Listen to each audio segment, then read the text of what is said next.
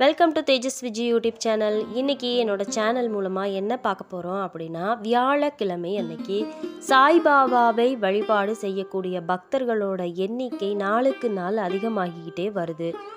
ஏன் அப்படின்னா, சாய்பாபா தன்னோட பக்தர்களுக்கு நிகழ்த்தி காட்டும் அதிசயங்கள் தான் அதுக்கு காரணம்.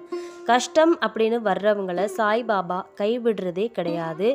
உங்களோட வாழ்க்கையில் கூட வெளியில் சொல்ல முடியாத துன்பங்களும் துயரங்களும் இருக்கா?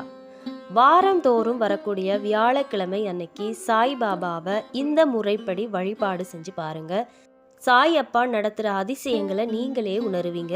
பிறகு உங்களோட குருவாக சாய்பாபாவை நீங்களே ஏற்றுக்குவீங்க. அவரோட வழியில் பயணம் செய்ய ஆரம்பிச்சிருவீங்க.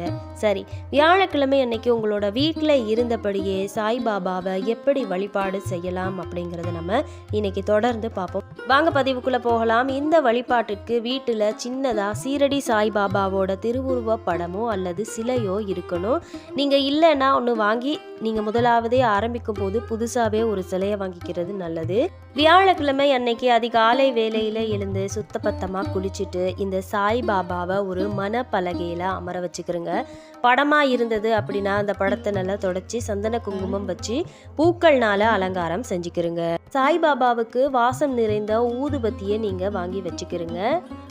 அதே போல் சாய்பாபாவுக்கு நெய்வேத்தியமாக 2 சாக்லேட்டை வாங்கி வைங்க. உங்களால் முடிந்தது அப்படின்னா வாங்கி வைங்க. ஏன்னா சாய்பாபாவுக்கு சாக்லேட் அப்படின்னா ரொம்பவே பிடிக்குமாம். உங்களால் முடிந்த நெய்வேத்தியம் வச்சு விளக்கேற்றி பூஜை அறையில் ஓம் வரைந்து சாய்பாபாவை வழிபாடு செய்யுங்க. சாய்பாபா வழிபாட்டுக்கு ஓம்ங்கிற வார்த்தையை தமிழில் எழுதக்கூடாது. ஹிந்தியில் தான் நீங்கள் ஓம்ங்கிற வார்த்தையை எழுதணும். மேலே குறிப்பிடப்பட்டிருக்கிறது போல் நீங்கள் பார்த்து வரைஞ்சிக்கிறீங்க. இப்படி வரைஞ்சதுக்கு பிறகு சாய்பாபா முன்னாடி கொஞ்ச நேரம் நீங்கள் அமைதியாக அமர்ந்து சாய்ராம் சாய்ராம் அப்படிங்கிற மந்திரத்தை 108 முறை சொல்லி கற்பூர ஆரத்தி காண்பித்து உங்களோட வழிபாட்டை நீங்கள் நிறைவு செஞ்சுக்கலாம். இந்த வழிபாட்டின் போது மனம் உருகி உங்களோட கஷ்டத்தை சாய்பாபாவிடம் சொல்லுங்க. ஒரு தந்தையிடம் கஷ்டத்தை சொல்றது போல நினச்சிக்கிட்டு இந்த வழிபாடை நீங்கள் செய்யணும். இந்த வழிபாட்டை வியாழக்கிழமை தோறும் தொடர்ந்து நீங்கள் செஞ்சு வந்தீங்க அப்படின்னா சாய்பாபாவை முழுமையாக நம்பினவங்களுக்கு வாழ்க்கையில் தோல்வி அப்படிங்கிறதே கிடையாது. இந்த வழிபாடை நீங்கள் தொடங்கிய பின்பு சாய்பாபா பல அதிசயங்களை உங்களோட வாழ்க்கையில் நடத்தி காட்டுவார். அதுக்கு பிறகு நீங்களே நினைத்தாலும் கூட இந்த வழிபாடை தவற விட மாட்டீங்க.